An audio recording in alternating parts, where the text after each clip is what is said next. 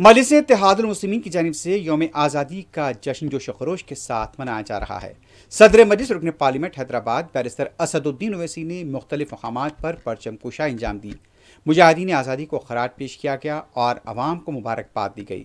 सदर मजलिस बैरिस्टर ओवैसी ने Yakutpura, Zafar road, Moghalpura, Jamiatul Mominat, Madina circle, Mohammed cap mart के पास कौमी परचम लहराया। इस मौके पर गुब्बारे भी छोड़े गए जिस पर तहरीर था कि दुनिया में अमन चाहिए, जंग नहीं।